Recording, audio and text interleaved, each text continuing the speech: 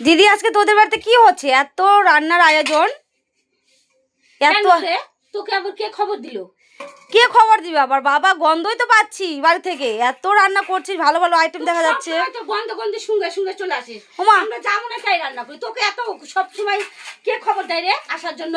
তো আসবো না, কি করবো? তুই বলবি না তো গন্ধ গন্ধে চলে আসবো না আমরা? তুই এত আয়োজন করছিস। লাগবে, এত আয়োজন করছি তাই কি হয়েছে? এত আয়োজন করে তোকে আসতে হবে? তা আসতে হবে না, বোন বলে কথা।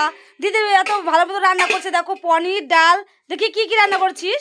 সব তো বাপরে ঢাকা দিচ্ছিস, দেখবো দেখে নাকি? তোকে দেখাবো কিসের জন্য? দেখ তো, অল্প অল্প রান্না করছি আমি, আজকে অল্প অল্প রান্না করছি। দেখো, পনির করেছে, ডাল করেছে, চাটনি করেছে, এখানে ভাত, সাদা ভাত, তারপর হচ্ছে ওই যে পাঁপড় ভাজা আছে না, আলু ভাজা আছে, মিষ্টি আছে, কত সব রান্না করছে আমার দিদি আজকে।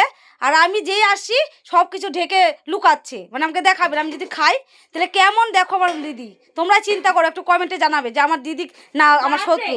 ওকে সব সময় খাওয়াতে হবে, ডাকতে হবে, একটা কাজের জন্য আসবে না। এই যে আমি সকাল থেকে একাই রান্না করছি, দেখো সব রান্না একাই করলাম। এই যে হাঁড়ি ভর্তি 2 হাঁড়ি ভাত নামালাম, পনির করলাম, ডাল করলাম, ভাজা করলাম, সব কিছু করলাম, সব কাজ হয়ে গেছে।